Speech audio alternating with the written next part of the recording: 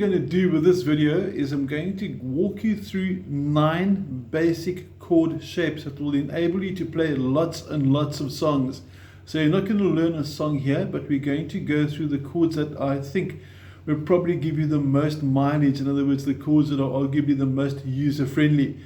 So you must have your PDF in front of you so you can get going with the program, and let's see what the first chord is up close. Just quickly a disclaimer before we get going over here. I'm sure there might be 1 or 2 teachers that say, why didn't I include D7, for example, or why didn't I include this or whatever. After teaching for 40 years, I found that the chords I'm giving you now are possibly the most commonly used. Yes, there are times for B flats and F minors, but these 9 I guarantee you will get you a lot of songs into your repertoire. You're going to start with the chord A. You have your PDF in front of you. Notice my fingers are numbered 1, 2, 3, and 4. And your first chord A starts with finger 1 on string 4, string 3, string 2, and notice all 3 fingers are in the 2nd fret. So this is your A chord, and you strum from this string down, from the 5th string down, so your chord should sound like this. Now if your chord doesn't sound like that, maybe it's time to pause the video, quickly tune it, and get going. Your A major. Also, while you're going through this, if there are any questions or queries on the chord, like maybe alternative finger positions, like maybe playing A like this instead of like that, let me know, because arguably there are more than one way to play a chord. I'm looking at the ones that I found to be the most common. Okay, next chord, A minor. Starts with finger 1 over here, 2nd string, fret 1, middle finger number 2 goes to the 2nd fret, string 4, and the ring finger underneath A minor, and we strum again from the 5th string down.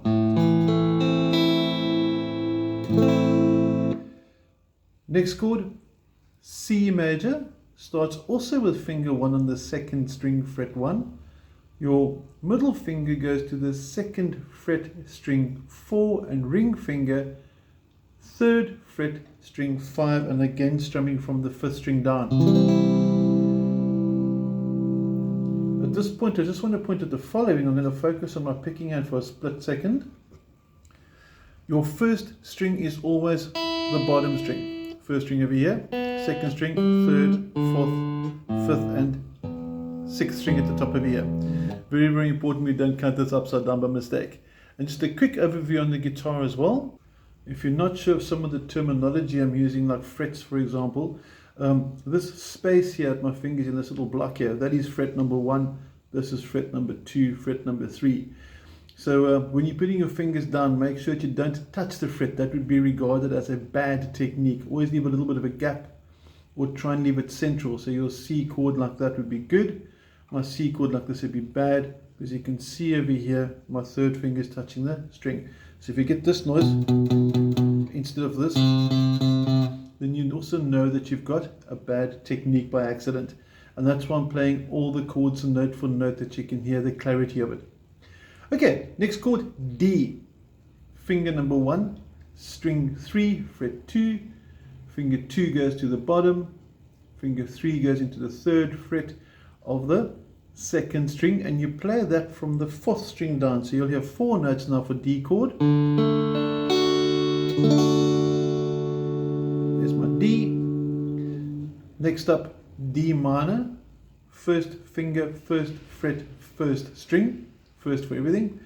Middle finger goes to string number 3, 2nd fret, and ring finger goes into the 3rd fret of the 2nd string, and you play 4 strings again. And it's also interesting just to compare the sound of a major to a minor. Like for example, D major sounds like this. It's got what they call a positive, happy sort of sound to it. And the minor sound has got what they refer to as a darker, more sad sound. Happy D major, slightly more sad or darker sort of feel for the D minor. Next up, we're going to have E major, also a very important chord. Finger 1 goes to the 3rd string from the bottom, 1st fret. Finger 2 and 3 is going to be on strings 5 and 4 accordingly, and for the first time we're playing all 6 strings. 1, 2, 3, 4, 5, 6. You can hear the 6 strings there. on your PDF that I mentioned earlier, you will notice I do have the finger numbers next to them as well. And remember that on your page, if you print it out, the bottom line is actually the top string. Your top line is actually the bottom string. So it refers to pitch. There is a reason for that, but I'm not going to explain in this video. It'll take too long. Okay, we've got E major. Not to be confused with A minor. Notice the similarity. E major, A minor. E major, A minor. Listen to the sound. Major chord, minor chord. Okay, but they do actually work together in certain songs as well. Next up, E minor. 2 fingers, finger 1 and 2 on strings 5 and 4, both in the 2nd fret, E minor. Again, we play all 6 strings. And for the E minor, this is an unusual chord because I'm quite happy playing it with fingers 1 and 2, all fingers 2 and 3. So if you prefer your E minor like that, that's quite cool too. There might be a teacher out there that favors the one over the other. That's cool. It all depends on what song you're playing. It all depends about the chord progression, the sequence you're playing the chords in. But either way, it's E minor, fingers 2 and 3, or fingers 1 and 2 for E minor chord. Simple as that. Next up, F. Now, F doesn't stand for favorite. Be creative. Don't get nasty words thought. Okay. Finger 1, fret 1, strings 1 and 2. So this finger is now flat across that string and that string. So it should sound like that.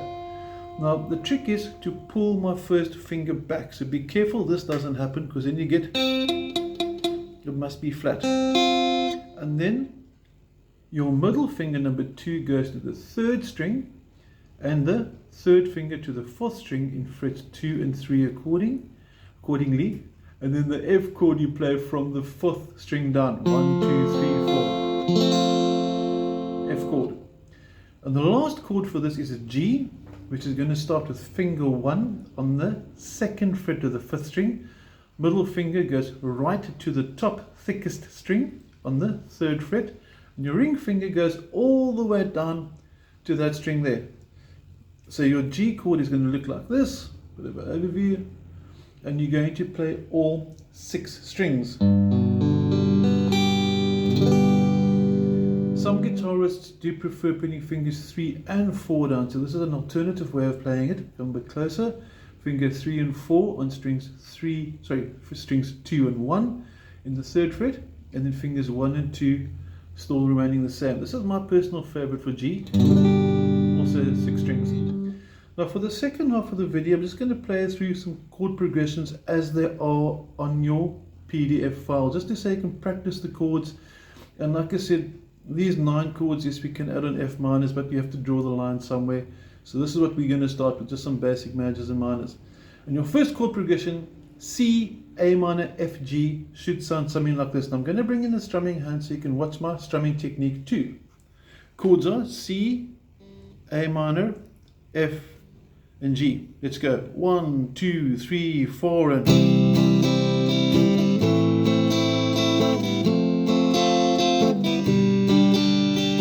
You can change the rhythm.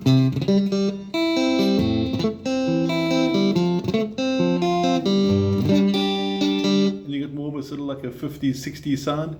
You can reggae it.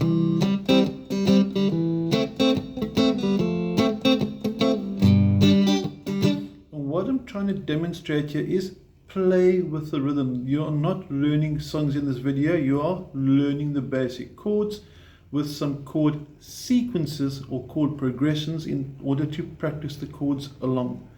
Next up, G, E minor, C, and D. And this should have a very similar feel to it as the first progression that I just did, because it's actually the same in a different key. So the C is now a G, the A minor is now E minor, the F is now a C, and the G is now a D. And that sounds like this.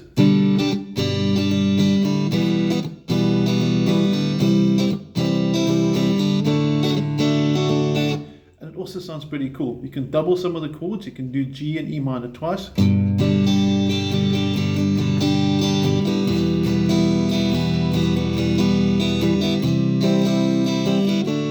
and D once, and back to G.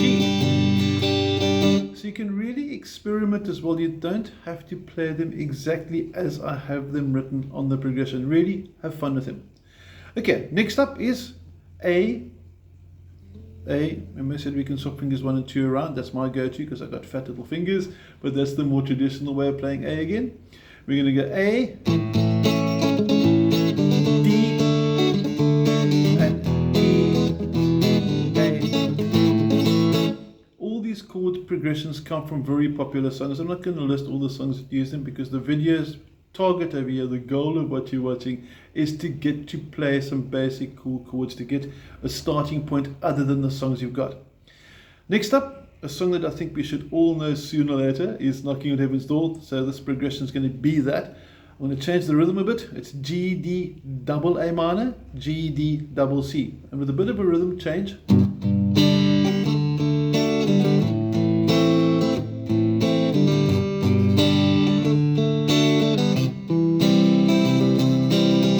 we can even add some strumming to try and get some sort of like a Guns N' Roses vibe.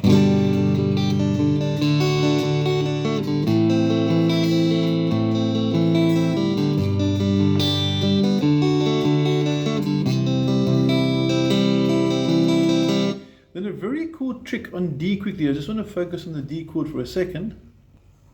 For the D, what sounds nice is try adding the pinky. It turns D into D sus4. So here's D, out the pinky, there's the sus4. And you can hear how nice that sounds with the strumming.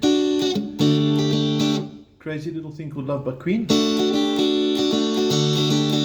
And then you can also take the middle finger off, so you can have a lot of mileage with this D chord. And that's sort of similar to the middle part of Bryan Adams' Summer of '69, where he goes. It's all playing with D, D sus4, back to D, lose the middle finger for the D sus2, and you go back to D, and now Guns N' Roses could sound like this.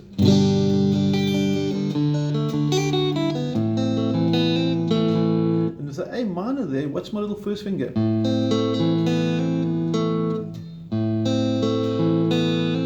Lifting up the first finger, A sus2, and back to A minor. So there's a lot of little embellishments. C, and with that C there, I just took my middle finger down a string. Here we go. And that also works very, very nicely. Now back to the chord sequences. Get more palm dumping for the next one. C, G, A minor, F.